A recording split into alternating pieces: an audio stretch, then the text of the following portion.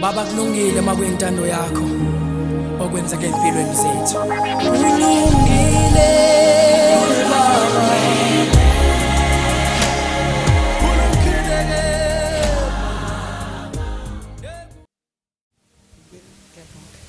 Ayibonga inkosi.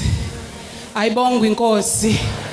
Ngiyabonga kakhulu mfundisi uDube. Ngiyabonga kakhulu ngibingelela kuma ngibingelela bonke abazalwana befundisi ama leaders ethu ezweni lonke. Sithi siyabonga nalithuba sikhona sonke sihlangene.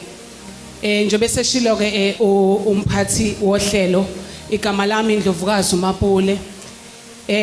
Kukhona le party le enzima kakhulu engicabanga ukuthi wonke umuntu osebenzela umsakazo womphakathi khona lento le evele uyabona masikhuluma sisodwa sithi akukhulumeki.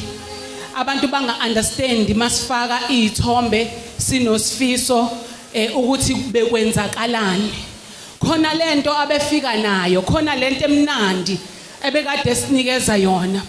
Usifiso is one of the few wama artists nabanye abantu abebeqonda ukuthi umsakazo womphakathi and usebenza kanjani. Usifiso whenever senze izinto ngicabanga ukuthi ozakwethu bengizothi nje inkosi yami ngisakhuluma because ngizwa ngigodola mangabe kungena umama uNcwane ngoba ngiyacabanga ukuthi kunzima ukukhuluma ngosifiso yedwa bese uyamhlukanisa nomama uNcwane.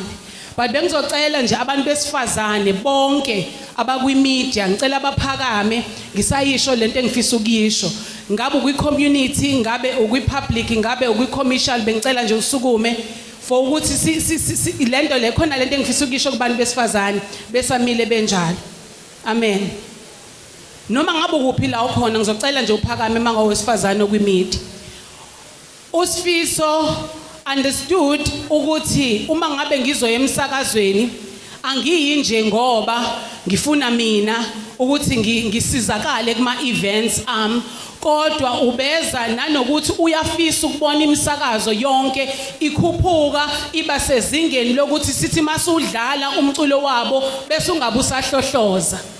Usifiso ube isibonelo ngalendlela le ukuthi uma ngabe noma busudideka kwesinye isikhathi kwabanye abancane kunaye ngoba befika nalento yokuthi siswami nami ngangayitshela ukuthi uthi siswami kimi ngoba nakho sishare isibongo naye kodwa ngabona ukuthi cha into nje kuyena usifiso uyahlonipha. Now usifiso ke ivaliwe ichapter yakhe. Sizoqhubeka thina njengabasakazi sudlale umculo kaSifiso nabanye abaculi. Amen. Sizowudlala futhi akuzi kube ngazi ukuthi siwudlala kakhulu ngoba nakhe ngasekho besivele siwudlala. Ngoba khona le ngoma ethi uma ngabe ngiyazibuza ngihleli phansi ngithi mina khona ingoma ethi kulungile baba.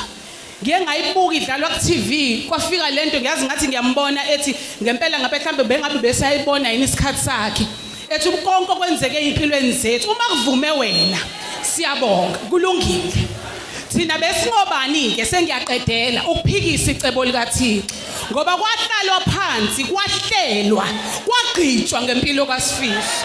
Namhlanje igqitshiwe impilo kaSifiso. Now njoba ngicela abantu besifazane abakwi-media, print, radio ngifisa ukuthi engathi namhlanje besingathatha i-decision yokuthi ake simgoneni uAyanda Ncwane, ake simgoneni uMaka Ayanda. Singabantu besifazane sinikiwe iplatform yokukhuluma izinto ezinhle, sinikiwe iplatform yokubhala ukuthi singabhala noma ngabe yini. Bekunganjani mangabe thina sizosukeleka sikhethe lokho kuhle sikhulume ngako ezabantu besifazane. Uma ngabe ngicabanga ngithi mangabe ngitshelwa kuthiwa ngizoma la phambili ngithi Nkosi yami mina bani ngoba anginaso ngisho isikhundla kwi-hub or kuphi kodwa ngabuka ukuthi uNkulunkulu mama uNcwane ukhethe mina ngamasibomu ngoba nami ngibile kulesimo okusona. Nami ngibile 96 futhi mina ngangimncane kunawe. Kwenzeka konke okwakwenzeka.